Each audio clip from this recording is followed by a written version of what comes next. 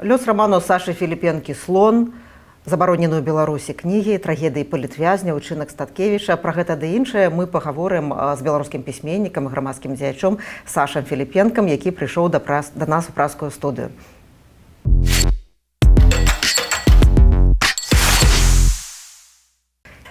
Добрый дзень, Саша. Добрый дзень. Якія літаратурныя і нелітаратурныя дарогі прывялі ў Прагу? У Празе будзе выступ сёння. Я буду распавядаць пра слана, якога учора ці пазаўчора забаранілі. Буду чытаць кніжку. І тут прэмія Вацлава Гавела. Я на гэтай прэміі, у мяне быў нейкі такі спіч. Я распавядаў пра то, як мне падаецца, што зараз адбываецца ў Беларусі. Вось такі караценькі выступ быў у Празе. Мы зараз у штаб-кватэры Радыё Свабода, наша кампанія змагаецца за выжыванне. І вот перад эфірам вы гаварылі пра тое, што абавязкова зойдзеце да магілы Франца Кафкі, які тут якраз побач з нашым будынкам знаходзіцца. Што яму скажаце? Я кожны раз, калі ў Празе, я да яго прыходжу, мне падаецца, што год ад года трэба казаць, што нібыта не тое, што ён горш і горш пісьменнік, а нібыта тое, што мы заўсёды казалі, што ну вось Каўка, ён такі пра сюррэалізм, пра тое, што немагчыма, а наша жыццё, яно ўсё больш і больш сюррэалізм. І я кожны раз, калі да яго прыходжу, кажу, што ўсё прасцей і прасцей, нібыта тое, што ты зрабіў, і ты не разумеў, у якім сюррэалізме мы будзем жыць там у 20-м годзе, у 25-м годзе. Нібыта, хлопец, цябе яшчэ было пра што пісаць. Ну, калі казаць пра сюррэалізм і пра забароненую Беларусі кнігі, 32 кнігі некалькі дзён таму Міністэрства інфармацыі дадало ў спіс забароненых у Беларусі выданняў і кнігі Сашы Філіпенкі, вашы кнігі «Чырвоны крыж» і «Слон». Я прачытаю фармулёўку. Прычына наяўнасць інфармацыйных паведамленняў матэрыялаў, распаўсюд якіх здольны нанесці шкоду нацыянальным інтарэсам. Ну так, у 2025 годзе, калі даступны электронныя кнігі, якая рэакцыя на гэтае рашэнне? Якім нацыянальным інтарэсам «Слон», «Чырвоны крыж» маглі перашкодзіць? Чаму гэтыя дзве кнігі, чаму не іншыя? Я не ведаю, таму што вы задаеце зараз лагічнае пытанне. Мне падаецца, што ніякай логікі няма ў тым, што робяць гэтыя людзі. Чаму, там, напрыклад, нібыта трэба, па-першае, забараніць былога сына, так? Нібыта больш пра Беларусь. Не ведаю чаму, але там вось, ну, мне падаецца, што няма ніякай логікі, таму што, напрыклад, вось адчынена супраць мяне крымінальная справа, так, і напрыклад, забаронены таксама мой інстаграм, ён экстрэмісцкі. Але пры гэтым я маю тэлеграм-канал маленькі, ён нібыта не забаронены. То бок вы можаце чытаць мой тэлеграм-канал, вы можаце чытаць мяне ў Фейсбуку, а нібыта фоткі лайкаць нельга. Трэба там пойсці ў турму на некалькі дзён там, ці на 2 тыдні. Не ведаю, мне падаецца, што гэта проста такі ціск, што яны там час ад часу пасылаюць такі нейкі сігнал, што мы ведаем, што калі кніжка з'явілася, таму што мы разумелі, што нельга яе будзе там праз мяжу вазіць туды-сюды. Мы яе спачатку надрукавалі ва Еўропе, і беларуская версія яна друкуецца ў Польшчы. І мы разумелі, што немагчыма яе будзе там друкаваць у Беларусі, але мы там знайшлі нейкія рашэнні, і яна з'явілася, і мы разумеем, што яна была ў Беларусі нібыта 6 гадзін, і пасля гэтага напісалі, што трэба яе забараніць, забаранілі, яна там знікла, потым з'явілася зноў, потым зноў-такі знікла. Беларускамоўная версія. Беларускамоўнай версіі ўвогуле няма ў Беларусі. Вось мы кажам, у 2025 годзе мы кажам пра тое, што ў Беларусі немагчыма набыць беларускамоўную версію. Расійскамоўная ёсць, але нібыта то ёсць, то няма яе. Я ведаю, што яе ўжо няма ў крамах, і не было ў крамах, таму што я ведаю некалькі крам, якія там раней закупалі былога сына і закупалі там крымулятары «Чырвоны крыж». Калі было пытанне пра слана, яны адразу сказалі, што яшчэ да усялякіх там забабонаў, яны сказалі, што не, нічога мы не будзем купляць. Можа, нейкі там на маркетплейсах, калі беларусы будуць купляць кніжку, яны самі будуць купляць. Вось, і зараз я не ведаю, чаму менавіта «Слон» і «Чырвоны крыж», но нешта яны там знайшлі. Я ведаю, мне пісалі чытачы, што я ведаў, што чытаюць кніжкі на экстрэмізм. Напэўна, яны ўсе чыталі, но вось знайшлі толькі экстрэмізм у гэтых двух. Ці можа яны пазней нешта вырашаць там яшчэ. Справа ў тым, што для чалавека, які чытае кнігі, ну, гэта проста дадатковая рэклама, і можа, большая цікавасць якраз чытачоў будзе. Калі казаць пра водгукі людзей, якія ўжо прачыталі слана, што гавораць, што крытыкуюць, што хваляць? Водгукі розныя, мне вельмі падабаецца, што водгукі розныя ў розных краінах. Я думаю, што чытачы там знаходзяць нешта сваё там і рознае ў Расіі, напрыклад, і ў Беларусі. Мне вельмі падабаецца, што ёсць адзін водгук, які нібыта паўтараецца час ад часу, што гэта вельмі моцная, цяжкая кніжка, яна мне спадабалася, і я нікаму не буду казаць, каб яе чыталі. І нібыта ў гэтым сэнсе мне падаецца, што нешта атрымалася, таму што калі чалавек кажа, што гэта цяжкая кніжка, але нібыта яна настолькі цяжкая, што не трэба яе больш нікому чытаць, то нібыта я сваю працу зрабіў. Але шмат водгукаў, но я не тое, каб усе іх чытаў. У меня вось сын вельмі любіць, ён абірае толькі дрэнныя водгукі пра мае кніжкі, і калі мы вандруем кудысьці, ён вельмі любіць гагатаць і чытаць нейкі толькі дрэнныя водгукі пра мае кніжкі. Я не шмат часу на гэта трачу, таму што мне падаецца, што ёсць нейкія там рэчы ў жыцці паважней, чым чытаць каментары. А што за дрэнныя водгукі? Ну, нібыта, што там кніжка не атрымалася, ці нешта не падабаецца, ці не той фінал. Вось зараз у меня быў выступ у Капенгагене, ў Даніі, і там жанчына да мяне падайшла і сказала, што ёй не спадабаўся фінал, што трэба перапісаць. Я скажу, ну, можа, ў наступны раз я нешта перапішу, але нібыта я 3 гады думаў пра гэты фінал, і ён мне вельмі спадабаўся і падабаецца зараз, і мне падаецца, што не. Тое, што я зрабіў, я і хацеў зрабіць. Калі я чытала слана, мне вельмі цяжка чыталася вось гэтая частка пра катаванне галоўнага героя. Яны вельмі натуралістычныя, часам нават думалася, магчыма, празмерныя. Але выходзяць палізняволеныя, расказваюць пра тое, што яны перажылі, і бачыш, што варыяцыі катавання ў самых розных, ну, проста яна бясконцая. І тое, што падавалася цяжкім у кнізе, ў жыцці нават цяжэй, тое, што людзі перажываюць, вот гэтая прырода зла, калі яно, ну, фактычна нармалізаванае ў беларускіх турбах. Адкуль гэта? Так, мне, па-першае, пра гэта і хацелася распавесці, таму што вось там ёсць такі нейкі каментар, што гэта ну, занадта жорстка, і пішуць людзі, што занадта жорстка, але мне хацелася вельмі паказаць, што так яно і ёсць, што гэта наша жыццё, і тое, што мы не хацім заўважаць гэтага слана, што мы не хацім гэтага бачыць, аднак гэта ўсё ёсць. Гэта ёсць кожны дзень, гэта ёсць там у цэнтры Менску, ці гэта ёсць там недзе ў Беларусі, але гэта адбываецца. Гэта адбываецца зараз у Расіі, мы разумеем, і з палоннымі, і проста з людзьмі, якія ў турмах, і мне пра гэта вельмі хацелася распавесці, таму што гэта велізарная праблема, якая ёсць у нашым жыцці. Мне падаецца, што калі адказваць на пытанне, адкуль гэта, па-першае, гэта ад таго, што людзі здзекуюцца над людзьмі не першы год, і гэта нібыта такое, таму што ёсць на гэта дазвол, і мы разумеем, што там ёсць людзі, напэўна, не зусім псіхічна здаровыя, якія працуюць у гэтай сістэме, якія туды ідуць, калі яны разумеюць, што яны могуць здзекавацца над людзьмі, ім за гэта нічога не будзе, яны могуць здзекавацца кожны дзень над людзьмі. І пра гэта таксама хацелася распавесці, пра тое, як грамадства яно заўважае ці не заўважае, ці мы можам з гэтым нешта зрабіць, ці не можам, ці мы павінны пра гэта распавядаць, ці не павінны нібыта злаваць гэтых садыстаў, да, якія там нешта робяць. І ў гэтым сэнсе мне падаецца, што я разумеў, што я пішу кнігу, якая нібыта спачатку такая, можа камусьці там падацца, што вось Філіпенка першы раз у жыцці напісаў нешта такое весёлае, што гэта нешта такое простае, але я разумеў, што гэта будзе такое падарожжа ў пекла разам з чытачом, і што, канешне, там 40 апошніх старонак яны будуць даволі цяжкімі, але гэта не таму, што мне хочацца напісаць там вельмі цяжкія старонкі, так? А гэта таму, што так і ёсць у нашым жыцці.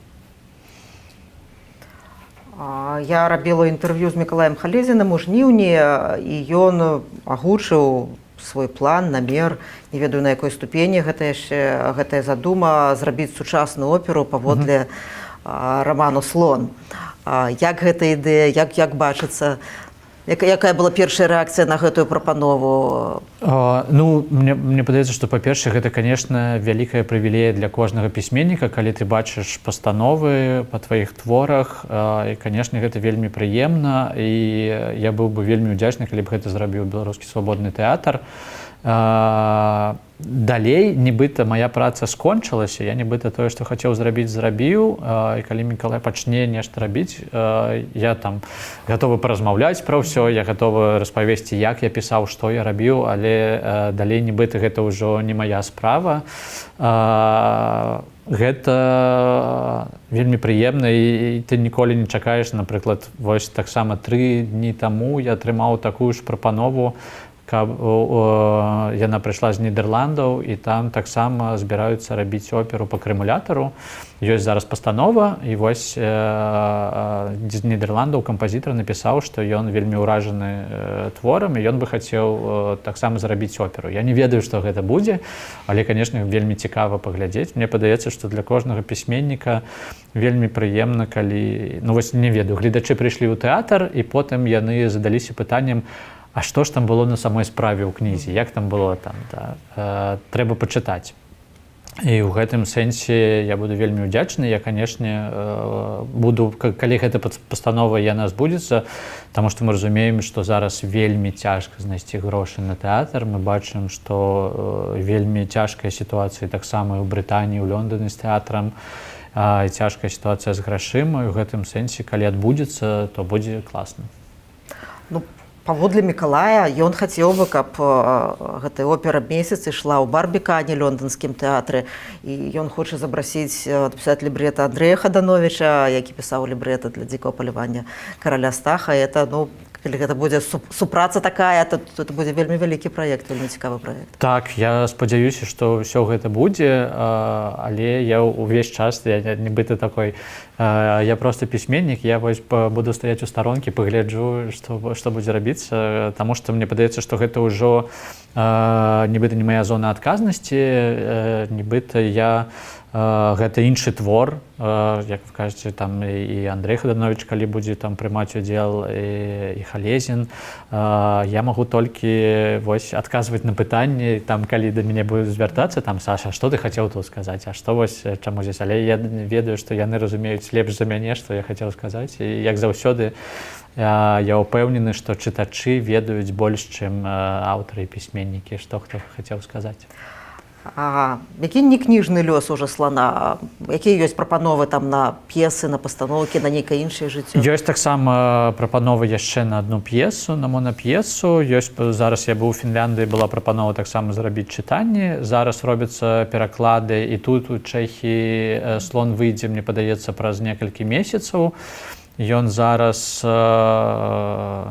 на чэшскай мове выйдзе. На чэшскай мове выйдзе, ён зараз перакладаецца на французскую, на нямецкую мову, на дацкую.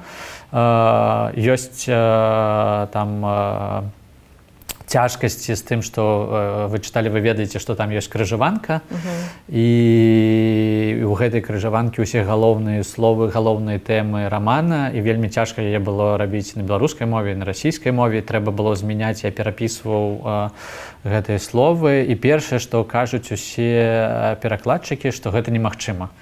Мне напісала зараз моя нямецкая перакладчыца, якая пераклала ўсе мои раманы зараз на нямецкую мову, і яна першае, што кажа, гэта немагчыма, нам трэба нешта рабіць з крыжаванкай. Я кажу, не, мы нічога не будзем рабіць з крыжаванкай, ты павінен зрабіць так, як яно ёсць у арыгінале. І я кажу, ну, Рут, слухай, ты же атрымаеш прэмію нейкую перакладчыцкую. Вось калі ты гэта зробіш, гэта 100, вось, цалкам будзе нейкая прэмія. І яна 2 тыдні таму ці 3 патэлефанавала мне і кажа, усё, я ўжо атрымала прэмію за твою іншую кніжку, то я не буду рабіць з гэтай крыжаванкі нічога. І мы пажартавалі, але мы знайшлі рашэнне, мы там змаглі, вось зараз на французскай мове я не ведаю, На чэшскай таксама я не ведаю лёс крыжаванкі на чэшскай мове, але я ведаю, што на нямецкай мове мы ўжо пераклалі, яна гатовая нібыта. Таму там ёсць мой шведскі перакладчык Міка Нюланд, ён сказаў, што гэта той выпадак, калі аўтар робіць усё, каб яго кніжку не пераклалі на іншыя мовы. Но мне падаецца, што не, я проста пісаў, мне вельмі хацелася зрабіць гэтую крыжаванку, таму што яна вельмі важная для кніжкі. Но не ведаю, як там будзе далей лёс, но нібыта добры лёс. А можаце яшчэ раз нагадаць, наколькі моваў ужо перакладзены слон, наколькі моваў плануецца?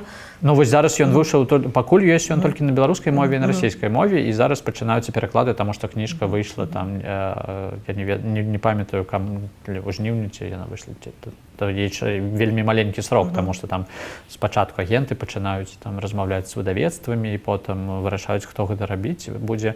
Вось забаронены Чырвоны крыж зараз перакладзены амаль на 20 моваў, яно яшчэ не там, напрыклад, у Польшы яго пераклалі уже, мне падаецца, некалькі год таму, але ён яшчэ не выйшаў. Тамусь там у выдавецтваў ёсць розныя планы, калі выпускаць кніжку тады. Таму вось забароненая кніжка, яна нібыта ў Еўропе, яна нават перакладзена на японскую, на тайскую мову, але вось у Беларусі цяжкасць. А акумулятар наколькі мова перакладзена? Я не памятаю, але колькі-то там ёсць. А самая першая кніжка дэбютная «Былы сын»? Таксама там шмат моваў, але я не заўсёды памятаю і не заўсёды ведаю, таму што мне пішуць проста, напрыклад, вось у вас выйшла кніжка ў Турцыі, а я нічога пра гэта нават не ведаў, што яна там выйшла. Я кажу, ну дзякую, што вось цяпер я ведаю пра гэта, таму што у меня павінна была быць прэзентацыя ў Турцыі, і мы вырашалі, ці магу я ўжо туды паехаць ці не, таму што нібыта і Беларусь вельмі хоча, каб я вярнуўся. І яшчэ і зараз яны перадалі гэты спіс Расіі, і Расія таксама мяне шукае. І ў гэтым сэнсе мы высвятлялі з выдаўцамі, ці ёсць сэнс ехаць у Турэччыну ці няма, і высветлілі, што можа лепш і не. І я не паехаў на прэзентацыю кніжкі там. А што вядома пра тое, як крымінальная справа развіваецца? Суд ужо быў, не быў? Працягваюць хадзіць да бацькоў? Я не ведаю, нібыта мне падаецца, што ўжо шмат год уже нешта маглі са мной вырашыць, таму што яна была адчынена, мне падаецца, 2 гады таму, і вось яна ўвесь гэты час у такім стане, не ведаю, ці будзе. Тое, што я ведаю, што не было суда яшчэ. Ну, напэўна, яны б напісалі ў навінах нешта там. Мы б, напэўна, даведаліся, які там, колькі год я павінен быць за кратамі.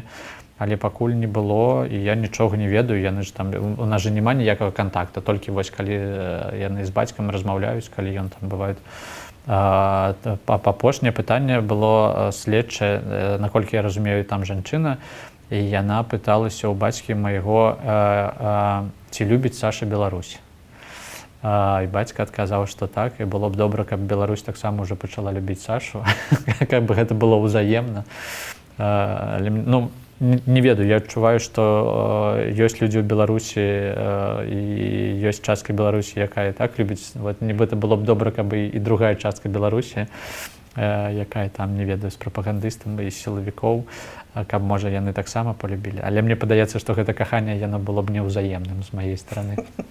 А вы кажаце, што Беларусь хоча, каб я вярнуўся. Былі нейкія афіцыйныя прапановы, там, звяртацца ў эту камісію па вяртанні? Не, я памятаю, што была вельмі цікавая сітуацыя. Я даведаўся насамрэч пра тое, што гэта будзе там гісторыя з пашпартамі, ўсё гэта раней даволі, таму што у мяне скончыліся старонкі, і я не магу там атрымліваць ніякія візы, зараз не магу ездзіць. Вось таксама, калі была прэзентацыя ў Таіландзе ці ў Японіі, я ўжо не паехаў, таму што мне некуды візы ставіць. І я прыйшоў да амбасады, яны тада была ў Берне, да беларускай, і я кажу, мне яшчэ патрэбна была для Швейцарыі нейкая папера такая пра тое, што ў мяне няма судзімасці ў Беларусі. Я кажу, мне вось патрэбна гэтая паперка ад вас. І ён кажа, там чалавек такі кажа, так, пакуль не судзімы, Саша. Я кажу, ну добра, калі у нас такі добрыя з вамі адносіны, можа, вы мне і пашпарт можаце памяняць. І ён кажа, мне трэба пайці патэлефанаваць, я патэлефаную і адкажу вам на гэтае пытанне. Пайшоў, патэлефанаваў, вяртаецца і кажа, так, Саша, ўсё добра, не будзе ніякіх праблем, мы можам вам памяняць пашпарт, адзінае, вам трэба ў Менск ехаць. І вось гэта было 3 гады таму. І кажа, паедзеце? Я кажу, ну, напэўна, не на гэтым тыдні, можа, на наступным. І вось у меня зараз скончыцца таксама пашпарт, якого мне падаецца шмат у каго з беларусаў. Я не вельмі ведаю, што я буду з гэтым рабіць. А што будзеце рабіць? Не ведаю, у меня няма. Мне падаецца, што гэта не моя праблема, а праблема Еўропы, што вядомы пісьменнік без пашпарту. Мы пачалі гаварыць ужо пра катаванні, пра тое, што перажываюць у гэты момант беларускія палітзняволеныя ў турмах, у жахлівых умовах. Я вельмі хацела з вами пагаварыць пра вот гэты працэс перамоваў адміністрацыі Дональда Трампа і ўладаў Беларусі, выніку якога некаторыя палітзняволеныя выходзяць з турмаў, частка з іх проста фактычна дэпартуецца, пазбаўляюцца дакументаў. Як вы мяркуеце, чаму улады Александр Лукашенко баяцца пакінуць палітвязняў Беларусі? Таму што яны ўсяго баяцца, таму што яны разумеюць, што такая глыба, як Статкевіч, там ён пачне нешта адразу рабіць у Беларусі, што гэта не будзе чалавек, які будзе проста жыць нейкім такім памяркоўным жыццём і нічога не заўважаць тое, што адбываецца ў Беларусі. І ў гэтым сэнсе мне падаецца, што яны, канешне, яны вельмі, немагчыма ўявіць сабе, каб зараз на волі была Марыя Калеснікава, і яны дазволілі б ёй застацца ў Менску, так? Таму што яны разумеюць, што гэта адразу з яе боку пачнецца там супраціў. Мне падаецца, на жаль, што калі амерыканскія нейкія чыноўнікі, дыпламаты прыязджаюць у Менск, канешне, пытанне палітвязняў гэта не першае пытанне, якое яны высвятляюць. Вельмі добра, што людзі на волі. Мы павінны казаць, што людзі так, што гэта дэпартацыя, што мы разумеем, што шмат хто апынуўся ў Літве ці ў Польшы, а яго сям'я, яна ўвесь час застаецца ў Беларусі, і няма магчымасці пабачыць сваіх дзяцей, няма магчымасці пабачыць жонку. І мы павінны пра гэта казаць, але мне падаецца, што зараз, калі амерыканцы да нас прыязджаюць, яны размаўляюць пра тое, як будуць сябе Беларусь весці далей, калі пачнецца ці не пачнецца гэты канфлікт, не ведаю, з Польшай, Літвой ці Латвіяй. І мне падаецца, што я не ведаю, так гэта ці не, але мне гэта нагадвае, ведаеце, калі Гітлер, ён прылетаў у Фінляндыю, і ён размаўляў з Маннергеймам пра тое, што Фінляндыя не вельмі актыўна там прэсуе Расію, Савецкі Саюз тады, што Фінляндыя павінна там нібыта больш жорстка там нападаць на Расію. І ў гэты час, перад тым, як прылятаў Гітлер да Маннергейма, з Маннергеймам уже тады паразмаўлялі амерыканцы, і яны вельмі такі яскравы сігнал яму даслалі, што калі ты будзеш там атакаваць больш Расію, то ў Фінляндыі будуць вялізныя праблемы велізарныя, і нібыта не будзе Фінляндыі ўвогуле. І таму ён павінен быў тады балансаваць паміж Гітлерам і амерыканцамі, і мне падаецца, што Лукашенко зараз, ён таксама такі вось у стане Маннергейма, калі ён павінен вырашаць, і мне заўсёды падаецца, што ўвогуле такі Лукашенко гэта такі Гітлер, які не змог з'ехаць з Аўстрыі, і вось яму вельмі цесна ў гэтай Аўстрыі, ён у ёй застаецца. І ён павінен балансаваць, і ён павінен вырашаць паміж там Кітаем, потому што Польша кажа там, скажыце свайму хлопцу, каб ён паводзіў сабе нармальна на мяжы, так? Паміж Амерыкай і паміж Расіяй, якая, канешне, давіць, і якая, канешне, хоча, каб Лукашенко больш актыўна прымаў удзел у гэтай вайне. Дональд Трамп тройчы ў сваіх сацыяльных сетках гаварыў пра тое, што чакае вызвалення 1300 палітзняволеных. Выйшла значна менш, і пакуль вызваленняў, калі гэта можна назваць сапраўднымі вызваленнямі, не адбываецца, тым не менш людзі выходзяць з турмаў. Чаму гэта не адбываецца хутка? Таму што Лукашенка трэба гандляваць кімсьці. І калі ўявіць сабе, што там у адзін дзень выходзіць на волю ўвесь яго актыў, то што ён будзе рабіць далей? Яму нібыта трэба тады разгарнуць зноў-такі велізарныя рэпрэсіі, каб на месца гэтых там 1300 чалавек прыйшлі новыя 1300 чалавек. І мы бачым, што кожны раз, калі людзі выходзяць на свабоду, за кратамі там адразу шмат людзей. І ў гэтым сэнсе мне падаецца, што ўсе разумеюць, што для Лукашенка гэта актыў і нібыта такі адзін з самых яго моцных актываў. Таму цяжка сабе ўявіць, што ён вось зараз там пасля 30 год, гэту 30 год у яго атрымліваецца, ён 30 год гандлююць людзьмі, і тут ён вырашыць, што ну не, я больш не буду гандляваць. Мне падаецца, што у гэтым размова, але я не ведаю там, і толькі з маіх размоваў з нейкімі дыпламатамі, мне падаецца, што ўсё ж такі першае пытанне, на жаль, не ў палітвязнях зараз. Ну, вот генерал Келах у інтэрв'ю Люстэрку казаў пра тое, што абмяркоўваецца дадатковы канал камунікацыі з Пуціним праз Лукашэнку, але ўсё ж нейкі гуманітарны складнік, безумоўна, прысутнічае ў гэтым. Наколькі ён важны? Як вам падаецца, для амерыканскага боку, у тым ліку для Дональда Трампа? Ну, для Дональда Трампа мы бачым, што нібыта ў яго ёсць нейкая такая мара пра Нобелевскую прэмію, і ён увесь час нібыта такі, ён увесь час распавядае, як ён шмат робіць, але мне падаецца, што калі ён хоча атрымаць Нобелевскую прэмію, то яму трэба браць прыклад Алеся Беляцкага і трэба рабіць, а не распавядаць пра тое, што ты робіш. І мне падаецца, што ў камітэце Нобелевскім там разумныя людзі, які бачаць тваю дзейнасць, усё твоё жыццё. І вось таму Беляцкі атрымлівае прэмію, а ён не атрымлівае пакуль. Можа, там, я не ведаю, калі яму дадуць, ён супакоіцца, можа, для гэта не ведаю, як там будзе прымацца рашэнне, але не, гэта ж не тое, што амерыканцы зусім ім усё роўна на тое, што адбываецца з беларускімі палітвязнямі. Канешне, там ёсць людзі ў адміністрацыі Трампа і дыпламаты, якія вельмі добра ведаюць сітуацыю ў Беларусі, якія вельмі добра разумеюць, што адбываецца за кратамі. І, канешне, гэта такое фундаментальнае гуманітарнае пытанне, і калі ёсць магчымасць дапамагчы людзям, трэба дапамагаць, але мне падаецца, што, ну, я не магу казаць пра ўсіх дыпламатаў, але ты дыпламаты, з якімі я размаўляў з розных краін, яны, канешне, разумеюць, што гэта кожны раз такі вельмі цяжкі выбар, таму што гэта кожны раз тактычныя рашэнне, а не стратэгічнае, таму што мы разумеем, што мы вось зараз тактычна можам дапамагчы гэтым людзям, але мы разумеем, што адразу мы ніяк не вырашаем гэта фундаментальнае пытанне, таму што зноў і зноў атрымліваецца, што ў Беларусі новыя закладнікі. А ў інтэрв'ю Дажджу вы параўноўвалі ўчынак Статкевіча з учынкам Алексея Навальнага.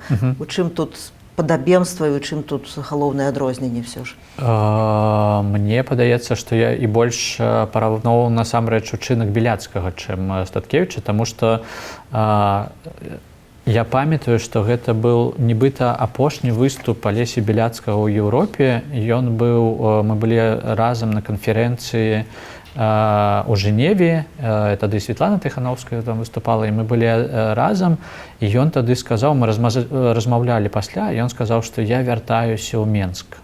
Гэта быў, мне падаецца, 21 год, я магу блытацца зараз у датах, але было зразумела тады, калі я яшчэ спытаў, як, было зразумела, што немагчыма вяртацца ўжо, што ён адразу апынецца за кратамі, што гэта такі ўчынак. І я параўноўваў у тым сэнсе, што калі Алексей Навальны гэта рабіў, гэта быў, канешне, палітычны ўчынак. І ён разумеў, што ён робіць, ён разумеў, што ён намагаецца даклікацца да сваёй аўдыторыі, да людзей, якія нібыта не могуць выходзіць да яго. А калі Беляцкі вяртаўся, у гэтым была нейкая такая сапраўдная сіла і нейкі фундаментальны учынак, таму што ён не чакаў, што нехта будзе выходзіць за него, ён не чакаў, што ў гэта будзе нейкі такі палітычны, што можна гэта нейкі палітычны бонус атрымаць з гэтага. Гэта быў працяг яго дзейнасці, якой ён займаецца ўсё жыццё. І мне падаецца, што ў гэтым велізарная розніца паміж гэтымі двума ўчынкамі. Пра Статкевіча мы казалі пра тое, што учынак, які ён робіць, ён вельмі важны, таму што гэта таксама вельмі яскравы сігнал, які дасылаецца грамадству пра тое, што немагчыма займацца дэпартацыяй грамадзян. Немагчыма просто так сказаць, што вы павінны з'ехаць з краіны, немагчыма просто людзей без дакументаў высылаць у іншыя краіны.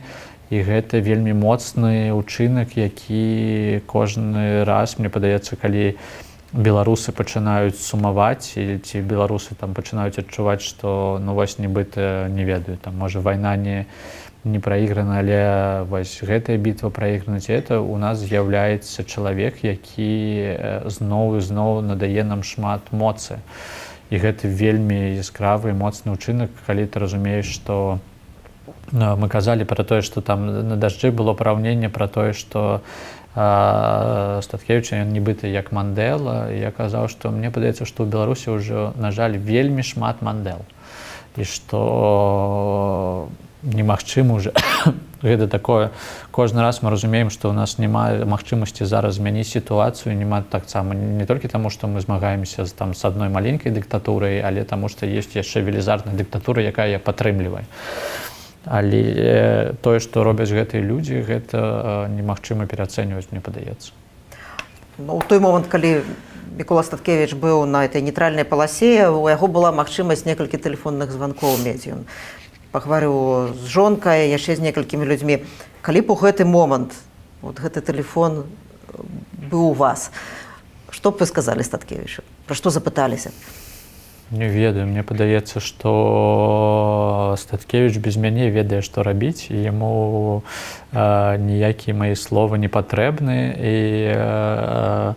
я не ведаю, ці трэба ў гэты момент толькі казаць, што вы для нас усіх прыклад, што там, я не ведаю, ці трэба было б у гэтыя некалькі хвілін ці секунд казаць дзякуй вялікія за гэты ўчынак, што не ведаю, я б сказаў, што ну, для мяне вы прыклад, і што там кожны з нас робіць тое, што ён можа, але ну, напэўна, я бы не ведаю нават такое пытанне цяжка, я не ведаю, што ну, можа, не ў той момант, не ў гэта, гэты крытычны момант, а калі была б магчымасць пагаварыць са Статкевічам, якое пытанне было б калі б у нас была магчымасць паразмаўляць, мне падаецца, што ў мяне было б шмат пытанняў, таму што калі ты ўвесь час пішаш кніжкі і размаўляеш з людзьмі, то мне было б вельмі цікава шмат пра што паразмаўляць, і мне падаецца, што гэта размова была бы на шмат гадзінаў, ці нават, мне падаецца, нават не дзён, а тыдняў, таму што ёсць шмат пра што хочацца напісаць і пра што хочацца распавесці.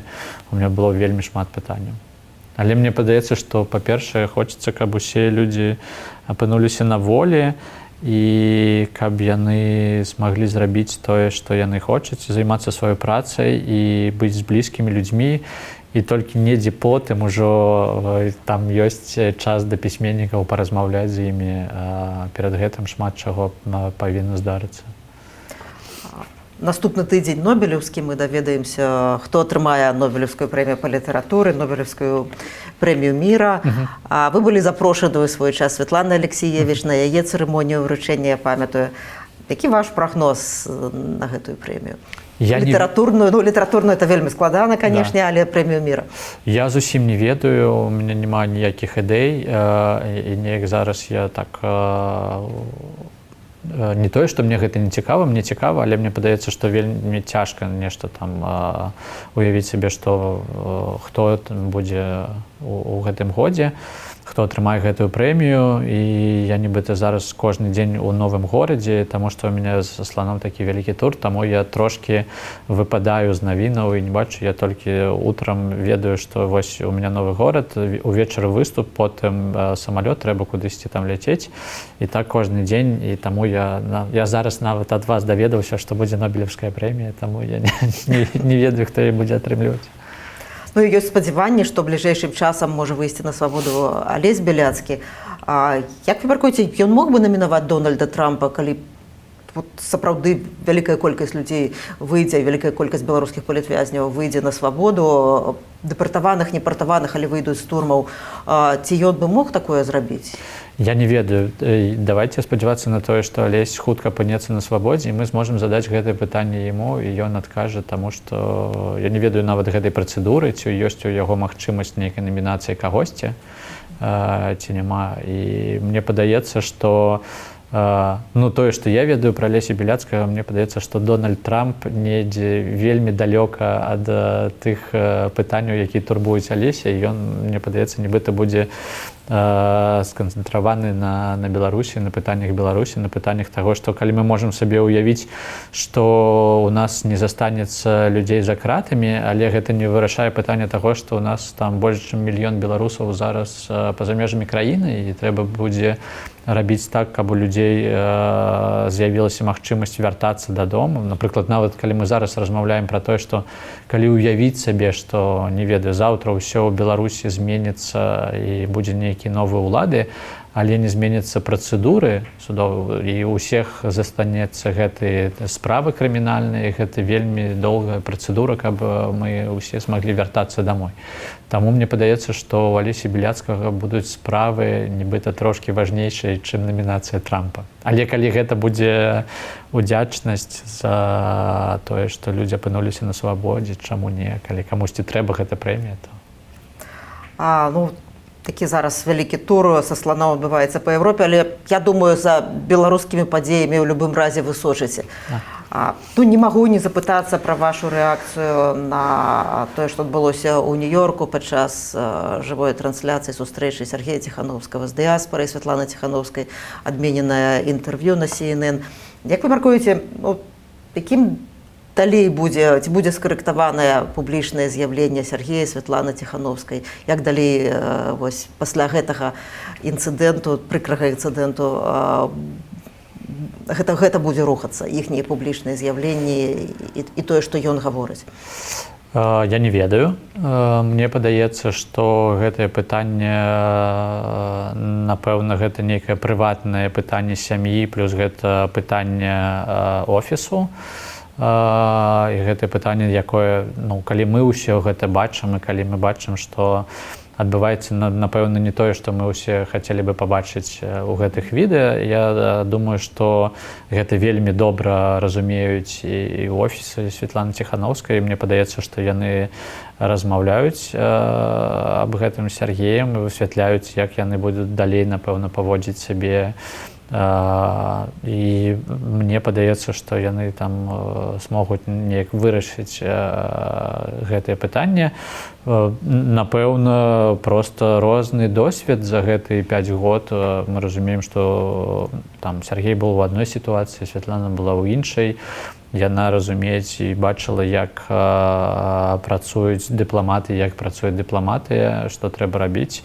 Мне падаецца, што ў Сергея Ціхановскага у яго нейкае іншае бачанне сітуацыі таго, што трэба рабіць і як гэта трэба рабіць. І я спадзяюся, што напэўна, гэта, я не ведаю, як гэта адбываецца зараз, напэўна, гэта цяжкі дыялог ці не цяжкі дыялог, але калі ёсць розныя бачанні, як трэба сябе паводзіць, напэўна, трэба шукаць нейкі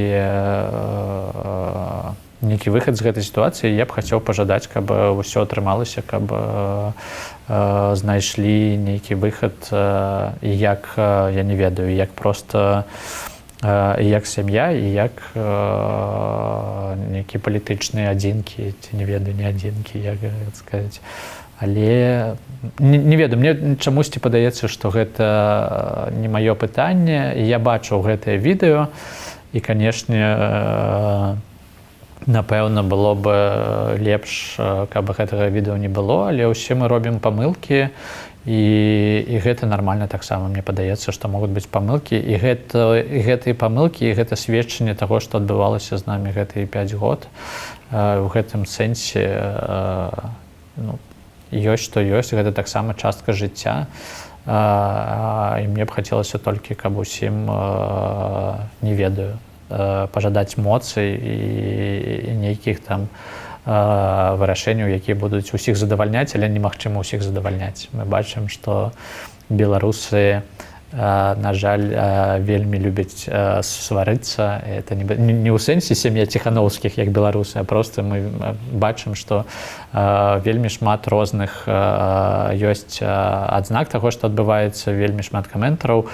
З іншага боку, гэта і нармальна, таму што ў людзей розныя погляды, і яны па-рознаму бачаць, як трэба сябе паводзіць у той іншай сітуацыі.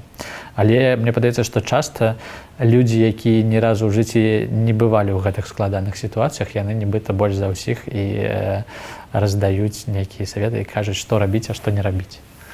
А як вы рэагуеце, калі такія парады? Я не рэагую, таму што у мяне ўвогуле, я нават калі шмат, нібыта не ў мінулым жыцці, но раней, калі нават я шмат піў віна, у мяне ніколі не было ідэй нешта каментаваць, я ніколі не каментую і ў гэтым сэнсе не чытаю парады, таму што... Зараз не п'еце віно? Не, я ўжо год як не п'ю віно. А піва? Нічога не п'ю. У маім жыцці няма алкаголю ўжо год. А магу запытацца, чаму? Таму што я шмат займаюся боксам, і немагчыма займацца боксам і піць віно. А якія... Што стала лепш? Калі сышло віно, калі сышло піва? Усё стала лепш. Не, я вельмі сумую па віну, таму што мне вельмі падабалася піць віно, але ўсё стала лепш, сон стала лепш, жыццё стала лепш, шмат спорту стало ў маім жыцці, і нібыта шмат чаго я магу рабіць. Я не той чалавек, які кажа, і ведаеце, людзі, калі яны там скончваюць піць нешта, яны адразу ўсім кажуць, што трэба ўсім таксама. Я не кажу, я вельмі зайздрошчу ўсім, хто працягвае піць віно, але я разумею, што мне было б цяжка вось кожны дзень хадзіць у зал і займацца спортам, і таму я вырашыў, што там, не ведаю, першыя 40 гадоў у жыцці яно было ў маім жыцці, зараз яго няма, і трошкі я сумую час ад часу, але не сказаць, што вельмі моцна. Ну, апошняе пытанне ў нашай размове, оно вельмі банальнае, якое, ну, я персанальна, як чытачка, вельмі хочу задаць. Што зараз пішаце? Я зараз пішу 2 п'есы для тэатра. Я спадзяюся, што скончу калісьці іх. І мне падаецца, што нараджаецца новы раман у мяне, і я пачынаю зараз, вось ёсць першыя старонкі, але цяжка пра гэта пакуль распавядаць, таму што ты ніколі не ведаеш, можа праз месяц я вырашыў, што я не буду гэта пісаць і пачну нешта новае, але выглядае так, што нібыта новая гісторыя пра Беларусь, яна ва мне неяк пачынае нараджацца.